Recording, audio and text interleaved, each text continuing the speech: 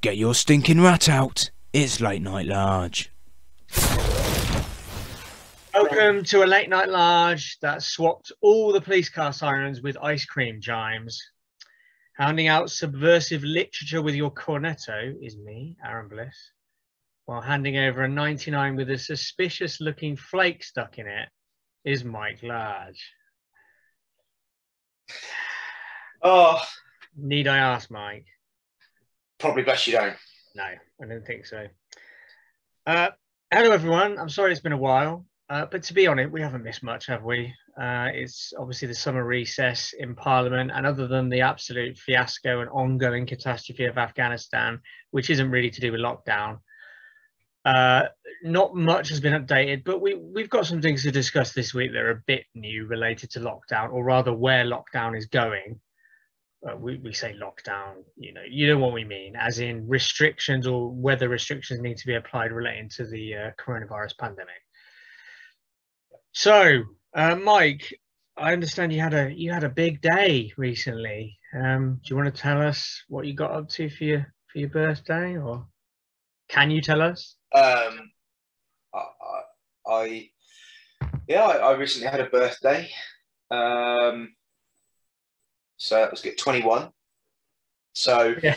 that was good. So actually, do you know what? I spent the day with my sister. Wow. So, okay. yeah, we went to the cinema. We had a Nando's, and then I went out for a meal.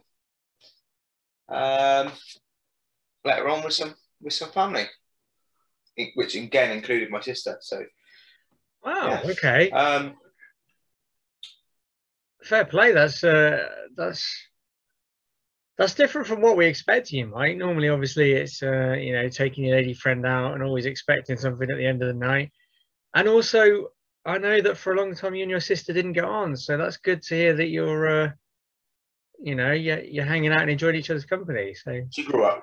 She grew. No, excellent. Well, I'm glad you had a good birthday, Mike. As for me, yeah, attended the first festival of the season, or well, the first and last festival of the season. I'm pleased to report it went well. By going well, I mean I enjoyed it and I didn't catch COVID. So that was ironically. So I remember reading there were 20,000 attendees. This is Bloodstock for anyone who's not aware. Metal festival in Derbyshire. So 20,000 attendees, and there have been at least 500 reported cases of COVID. Now, you might argue, that's only 2.5%. But the thing is, they did everything by the book. You had to be double vaccinated, or you had to have a negative PCR test within, I think, a week of arriving, or you had to have antibody resistance proven by a medical certificate, whatever. So they did everything by the book. There was hand sanitizer around. There was the odd notice advising people to, apply safety measures. But what happens at festivals, particularly people under a certain age, it's all about getting off their face and doing a lot of crazy shit in very close quarters with other people. So that's what happened. There were some really funny people, I tell you. I mean, don't get me wrong, I'm not going to go on about it because people have been to festivals before, but we saw this one guy. We were going to one of the stalls that sold, I don't know, tea or coffee. I don't know, it might have been crepes. And this guy, middle-aged guy who was queuing at the time, he was kind of in our periphery, and then suddenly staggers backwards, and we looked around. And you know how someone staggers backwards when their equilibrium's completely gone, and we were like, "Oh, whoa! Is he gonna? What's made him fall over?" And then as he falls over, he just vomits all over himself. Like, classy. Nice. Yeah, he was absolutely out of it. So anyway, So there were a lot of COVID cases, mainly because people treated it like, oh yeah, COVID's over, we can mosh and we can hang out in tents together, and no. So I made sure steered clear of packed crowds for long periods, and luckily it paid off. So I was one of the lucky ones. In terms of where we are in the pandemic, so I made a note of some things that we might want to discuss, Mike, because Parliament is obviously going to come back soon. It comes back at the beginning of September, about the same time as schools, which is ironic because a lot of them are like overgrown toddlers. So Dominic Raab, if you remember, he's obviously not so much been involved with the pandemic, but he was the acting Deputy Prime Minister when old Blojo came down with the virus. So he's quite important in the scheme of things. He in any other age, he would have resigned in disgrace because he decided that he didn't want to answer the phone while he was on a 5-star vacation in Greece. And I genuinely heard people saying stuff like, give the man a break, he's on holiday. And it's like, right, so a fireman, if he's on call and he's enjoying his night's telly, just say, oh, he just wants to watch the end of this. No, if he's on call, he needs to go. That's his call. He goes to deal with the fire.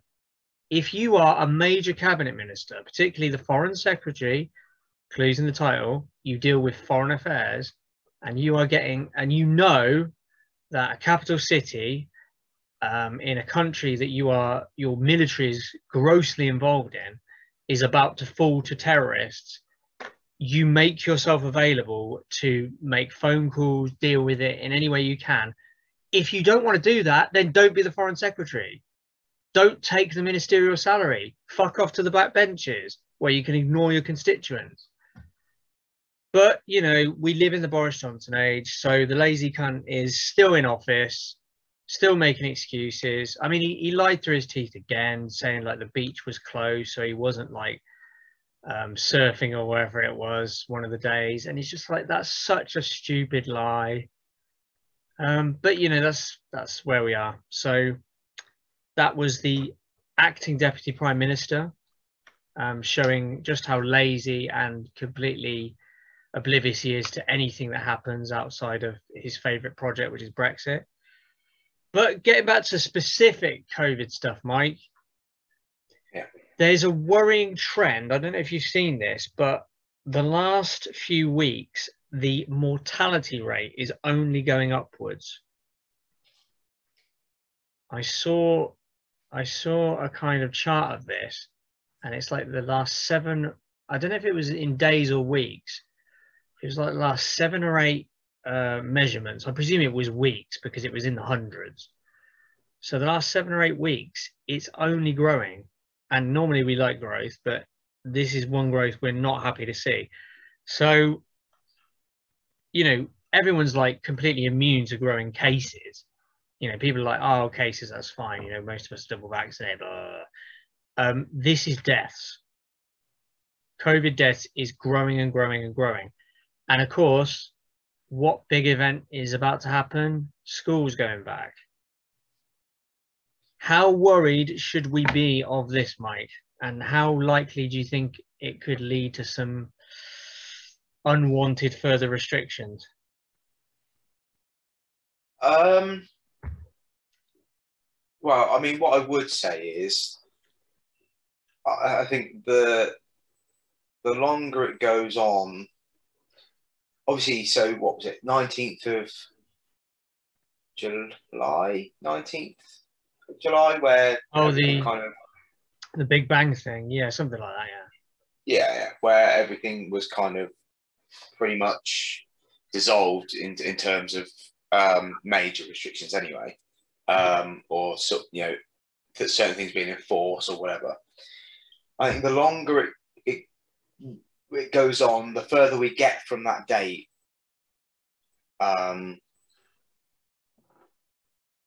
There's 2 ways of looking at it, but I would actually say the more embarrassing it is for them to have to kind of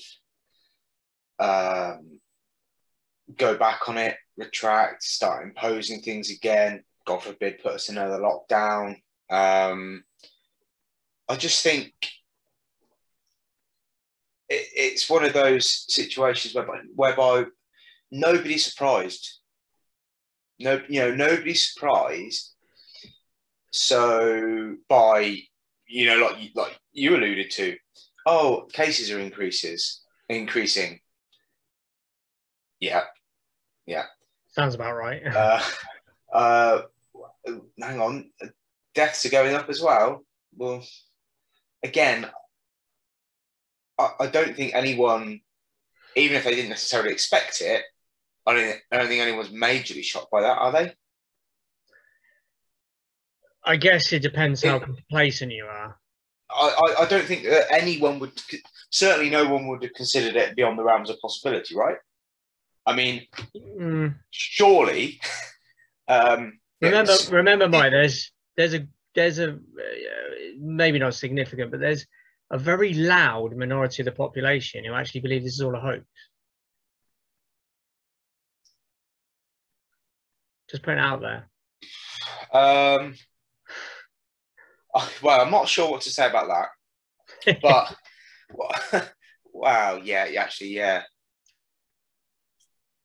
yeah. Either way.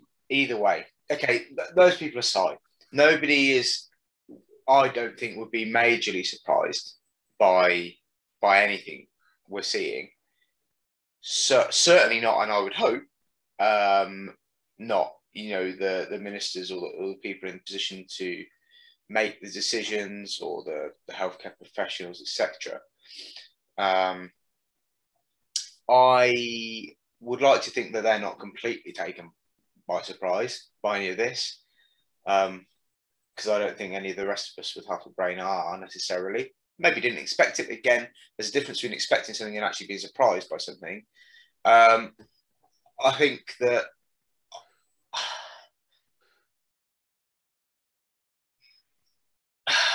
we need to, for me, I think we need to, unless we see some real evidence that suggests it's critical, I think we have to persevere now. How likely do you think it is? I'll throw something else in, because do you remember I alluded to the fact that schools are going back? So obviously, with schools going back, that's going to contribute to increased cases. Now, but I mean, people knew that schools go back at the start of September. Yeah, I mean, that's my point, though. But what has the government done to prepare for it? And when I say the government, I mean, I'm talking chiefly about one of the stupidest and most incompetent ministers in the whole government, Gavin Williamson. What has he said that he's going to implement to reduce? We know we're not going to get rid of the risk, to reduce the risk to schools. Now, before you say, oh well, what can he do other than people working from home? There's a lot of things that schools have said they could do, i.e. they could get air filtration units installed in classrooms, better, just generally a lot better ventilation. They could have mask mandates come back for kids of a certain age. Well, they have started offering vaccinations to children now, have they not? I did read that. I think, I don't know whether it's approved or whether it's recommended, and it hasn't been approved yet, 12 to 15, because I know they're offering them to 16-year-olds. Yeah, I heard that. Yeah, I think, was it 12 to 15 or 13 or something? Anyway, that's what I heard as well. So yeah, I mean, that surely would. Again, we're not talking about completely eradicating all risk. We know that's impossible, but certainly helping to alleviate some of the risk. I think, that's a step, right? That's something. Yeah, I mean, so I have a suspicion, Mike. I mean, I could well be right, because I didn't do great research. I just know what they're like. I have a suspicion that the reason the government keeps focusing just on vaccinations for younger people is because the amount of money it would cost just to bring schools up to a standard where their buildings aren't falling down would be huge, let alone to get them all properly ventilated and or get air filtration units in the classrooms. So to me, that's what it's about, is they don't want to have to pay, or rather they don't want to be shown up for how ramshackle school buildings are. Maybe it's a part of it, but to me, I don't think air filtration units in classrooms, I'm not saying it wouldn't help, but I don't think that'd be the answer. I don't think classrooms are necessarily, there are things you can do, you can spread things out, you can spread people out, there are things you can, there are relative kind of controls that you can have within a classroom environment. Yeah, I'm not saying, I know what some kids are like, that you can't have, say, in the playground. Yeah, I mean, I'm not saying, listen, I'm not saying we should go for the costliest solutions. You know, for instance, you know, there are easier solutions, although these solutions are not really applicable in the winter. That's the problem. But you know, I went to a CD and record fair at the weekend, and it was in like a pub back area where live music's normally played. So you know what those areas are like. Fairly high ceiling, but otherwise it was quite a compact area, and people were relatively close together. But what did they do? They threw open the fire exits. So therefore, you've got the flow of air constantly in and out. You know, again, it doesn't remove the risk, but it decreases the risk to a good level, because it means that the potential pathogens in the air don't continually circulate, they move through. So yeah, that's the problem, is that ceases to become effective once winter hits. And of course, Mike, this was what we were trying to avoid, wasn't it? I say we're trying to avoid. I don't think the government's done anything to avoid it. I think they've just crossed their fingers. Well, yeah, we hoped to avoid, I think would be. Yeah, this is the problem. But again, I know we're flogging a dead horse, but this is what happens when you put a clown in charge. If you elect a clown, you're going to get a circus, and that's what we got. You're not going to get a government that says, right, let's put all these really cost-effective methods in, working on them straight away from the end of June. So by the time the kids go back, the risk will be negligible in schools. It's just been like, oh, it's summer, we'll be fine. So I don't have a lot of faith that things aren't going to go south very quickly, particularly with rising deaths. Do you? Here's a question then. Do you think that? Now, listen, I know you're going to say that there's more they could have done, but I'm just talking about the choices they've made, not necessarily things they haven't done on the back of the choices they've made, but the choices they've made, i.e., lifting of restrictions, etc., the timing, X, Y, Z. Do you think they could have done any of that any differently? Or should have? Well, yeah. Or had another option? Well, yeah, loads of it. But in terms of, do you mean just the most recent stuff? Yeah, I'm not talking right from the very start. Okay. Jesus Christ, we'd be here forever. Yeah. Because most recent, well, the thing is, Mike, the way I treat it is similar to, so you know, you must have had them. Well, actually, you're not online a huge amount, but you know those bellends, I'm talking about anti-vaxxers or vaccine skeptics, who suggest that, you know, and you know it's because of a couple of YouTube videos they've watched or something they've seen on a far right page. But the way that I tackle it is like making it clear to people, like, I am not saying that I trust the government in any way. What I'm saying is I trust medical professionals. So when I look at how something is being done, what I then look for is, so what's Sage's opinion and what's other medical professionals' opinion, like how it appears in you know, credible newspapers. And on the, you know, on the Freedom Day bullshit of mid-July, you remember we were talking about it, we said, oh, shouldn't we wait a couple more extra weeks at least to get the vaccination levels? But then I read the medical things, and they seem to be split.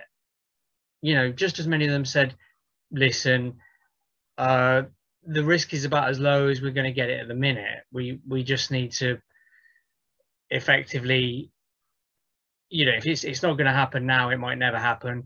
Let's do it, and we'll deal with the consequences. We don't see that it's a massively higher risk than leaving it another month or whatever. So I was like, well, that's good enough for me then. If medical professionals don't, you know, the consensus isn't like, what the hell are you doing? I'm like, fair enough. I mean, what they obviously massively opposed was, oh, you don't have to wear masks anymore. No more social distancing. That was just fucking stupid, and it still is.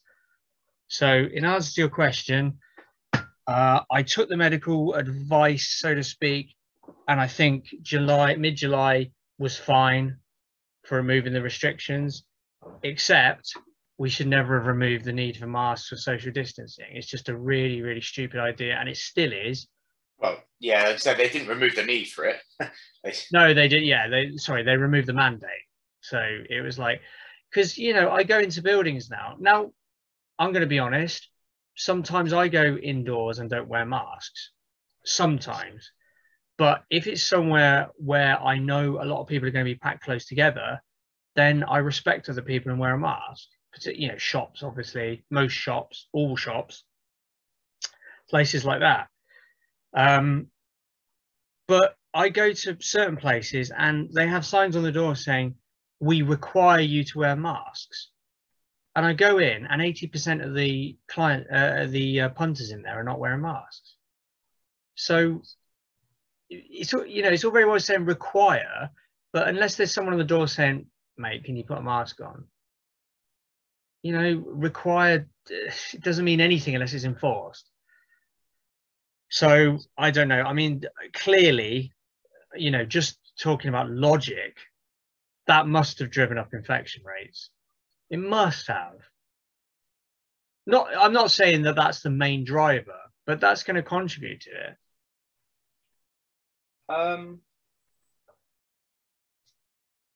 They would be interesting numbers to see, wouldn't they? If there was a way, obviously there isn't. Yeah. But if there was a way of actually seeing that, it would be quite interesting to see. And there'd be a lot of fucking smug people in one camp or another on the back of those numbers as well. Yeah, that's the thing. Well, this is why you get so many people who just don't do it, because they know that it's like a crime that they can't be prosecuted for, because no one could tell whether it was them that caused the transmission, kind of thing. That's the thing. It's the whole thing of, would you commit a crime if you knew there were no repercussions? And we know that, I'm not saying, you know, it's a crime on the same level as other things, but it's a transgression. You know, spreading a disease, whether you mean to or not, is being a dick to other people and potentially threatening their health. So there's a lot of people who've gone like, fuck it, I don't care. Not long as I can't get in trouble for it. Do you know what I mean? I know exactly what you mean. Unfortunately, that is. Do you know what it is as well, Mike? Is I probably mentioned this to you before, haven't I? Have I told you about the phrase "what you are in the dark"? I don't know. Have I mentioned this on Late Night Large before? It's generally it's kind of a literary or storytelling trope. What you are in the dark. It's basically it's from that. I think I forget who said it, whether it was Mark Twain or something. But there's a phrase of character, or it might have been an ex-president actually. Character is what you are in the dark. Meaning. How you act when you think no one is watching you is how you really are. Yeah? Yeah. So the mask thing tells you a lot about someone's character. Because, and I know, and this is another reason why they get away with it, is because you can't legitimately tell 100% whether they may have a medical reason for not wearing it. So they probably play on that too.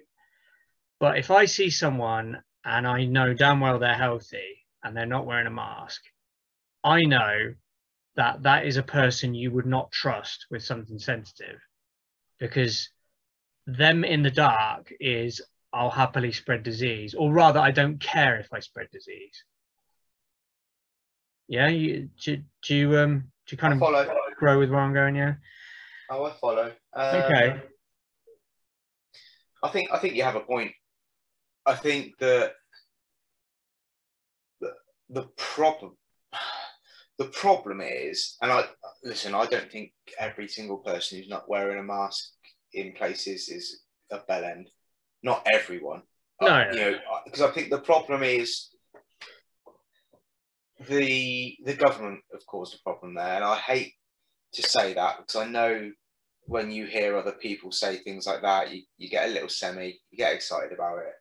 Yes, somebody else is ripping on the government. Yeah, but no, they've caused the problem by and this is the way people are going to see it, is they made us do all these things for all this time. If there was even the smallest amount of need to continue doing it, they wouldn't have told us you didn't have to. And that is how people... Yeah, no, yeah, I think you're right. Even people who complain about the government, there is a certain amount of bootlicking going on there. Oh, well, the government said it, so yeah, they must be right. They must know what they're talking about. No, they honestly don't. They don't. Did you hear, Mike? Did you hear about, this is a really interesting one. Did you hear that apparently Boris Johnson, a lot of shit comes out of his mouth, but apparently, presumably he said this in private. Apparently Boris Johnson said he'd be happy with 50,000 COVID deaths a year. He'd be comfortable with it. Did you hear about that? No. I feel like we've had this before. What was it that he said? What was it? Let the bodies pile high in their thousands. Yeah. That one. Oh, that old chestnut. He's very casual with other people's lives, isn't he? Well, to be fair, with his own as well. That's true, although that comes from his, I would say from a place of bullshit machismo that he thinks he's invincible. For what reason, you don't know, because he's a fucking marshmallow man. You think, mate, look at yourself. If you look like Arnie, fair play, but you're a marshmallow man. But yeah, sorry. He's got form for it. He's got form for it, is what you're saying. Well, no, I mean, it's another one of those as well, isn't it? Did he say it? Well, when these things are printed, they are generally from reputable newspapers. When I say reputable. Did he say it? Was it taken out of context? And now listen, I'm not defending him. Just as I did last time with the bodies pile high thing, I'll play devil's advocate. Okay, so let me put this to you then, Mike. I know, yeah, I kind of get what you're saying, but let me put this to you. Now, if people genuinely disagree fundamentally with the premise of something I argue, completely fine with that. What I don't like is when they claim they disagree with the premise, but then move the goalpost and say, oh, but he meant something different with that, when it's clearly completely contradictory. So what I'm saying to you, Mike, is the context in which Johnson says he'll be happy with 50,000 deaths a year. Now, first of all, the context is he's a spoiled brat and he doesn't care about other people. We know that already. But no, the bigger context is what he means is, if you finish the sentence, I'm happy with 50,000 deaths a year as long as we can go back to normal so the economy recovers, right? That's what we know he means by that. But then on the other side, we've now got all the problems caused by exiting the customs union, the single market, that are absolutely killing businesses, particularly what a lot of maybe listeners and viewers have seen, which is shortage of food on the shelves caused by the HGV driver shortage. So he is saying with one hand that 50,000 deaths, oh, that's fine because we want the economy to recover. But he supports this ruinous, clownish choice of cutting ourselves completely off from our closest market that's crippling the economy every day. So how do you square that circle? How do you say, he's not saying he doesn't care about these people. He just wants a strong economy because that's better for everyone. But he doesn't, because he's continuing with a choice that is killing the economy.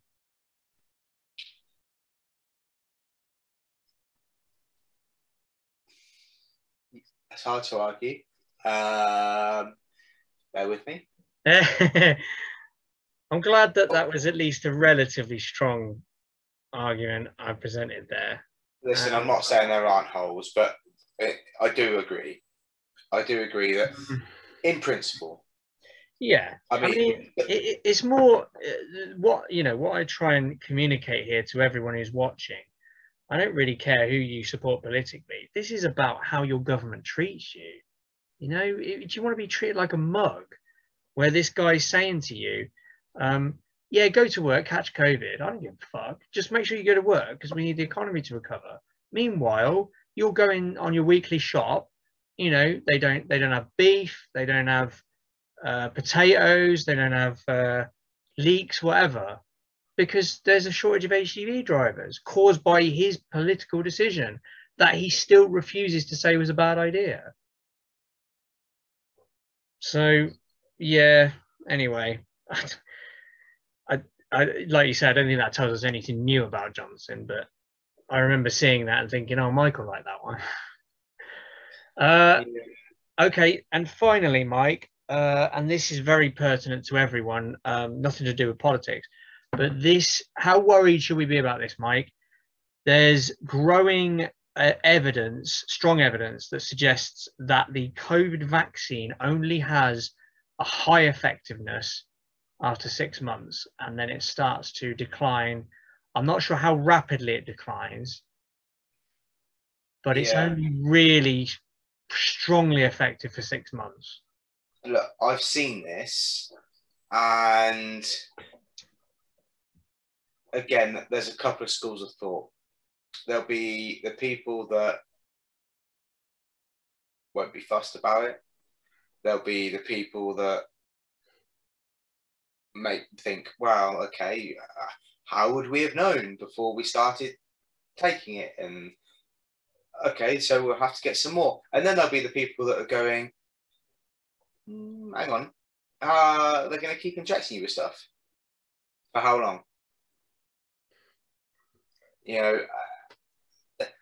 I have seen rumours about the European countries already preparing, 7-8 doses of this booster vaccinations. Huh? Booster shots. Yeah. I mean, it doesn't look good, does it? Literally, for any of those arguments, if anything, it adds credence to those that would suggest that perhaps all isn't as we're being told. Yeah, I know what you're saying. I think, but I mean, yeah, just to make it clear that we are in no way siding with those idiots. I should say, Mike, I'm sure if there was a clinical virologist or someone who knew what they were talking about, I'm sure what they would say is, listen, we knocked up a completely new vaccine in less than a year. That's unprecedented. Yeah. Unprecedented. So, of course, you cannot expect it to be 100% effective for life, because it takes potentially decades to develop a vaccine with that kind of potency. They were hoping it would be more potent than it is, obviously. But yeah, this is the situation we're in. Potentially only 6 months maximum effectiveness, and booster shots. And, I get what you're saying, and sadly it will plug into those stupid anti-vaxxer arguments. But what I'd say is, to any of my homies out there who are asthmatic, we get vaccines every year for flu. So is it really that different from getting a flu shot every year? As an asthmatic, I could die if I contract flu. It's probably unlikely, but I could. Hence why I get a free immunization every year. And, you don't get people going, oh, fucking hell, that's a terrible vaccine. Why you have to take it every year? Can't they make it better than that? And it's like, COVID is relatively, I know there are major differences in terms of its fatality rate and such, but it has been compared to the flu. It's not. It's in the same ballpark as the flu, don't you think? Yes, I mean, I'm sure there are those that would probably disagree, but from a scientific standpoint, my understanding is that it is, yeah. So, all I'm saying, Mike, is I get what you're saying, and sadly, this will fuel a lot of those like, oh, I told you they wouldn't just stop at 2 doses. They're going to keep you coming back every 6 months. But, we get annual flu shots, and we didn't get all the anti-vax stuff about that. And I know they'll say, well, that's because it was only for asthmatic people and whatever. It's like, what? Like, so anyway, I'm not even going to try and untangle their logic, but I get what you're saying. The problem with zealots, though, is, every piece of information they get just develops their belief further, doesn't it? Even if it contradicts it, they'll find some way of making it say, oh, I was right, you see, I was completely right.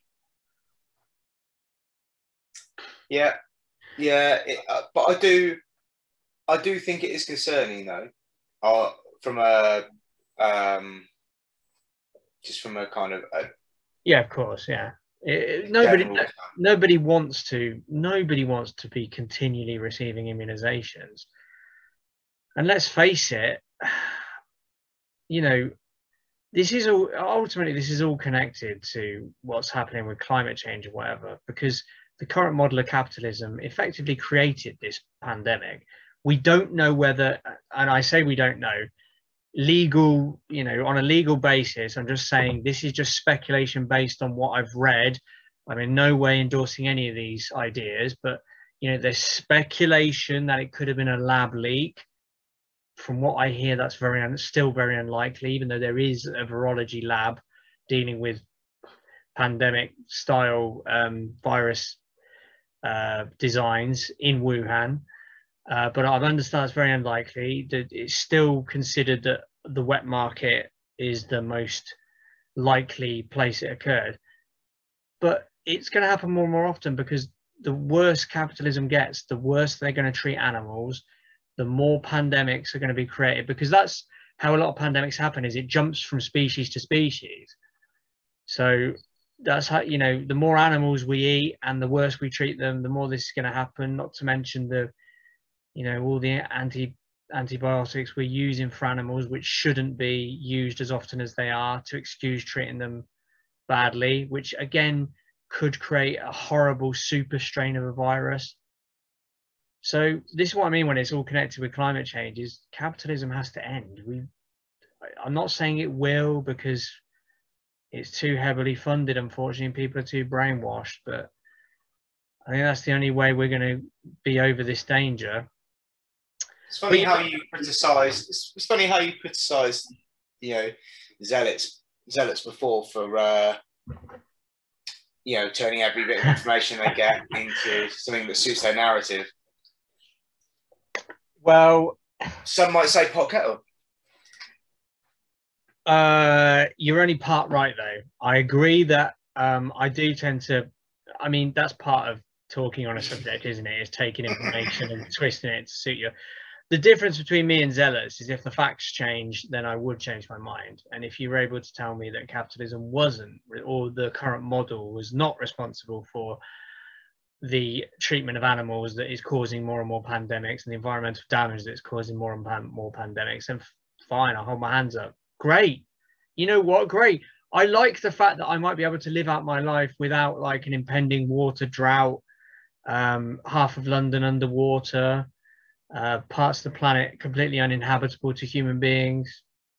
So, if I'm wrong, great. That means a better life for everyone. Sadly, me and a lot of other people aren't wrong. And anyway, I didn't mean to be so doom mongering, but what I'm saying is I don't really see how. You say it's worrying that we're getting 6-month booster shots, and it is, but what are we doing to stop the next pandemic? This is the thing. the next pandemic could make coronavirus look like the flu. I don't know.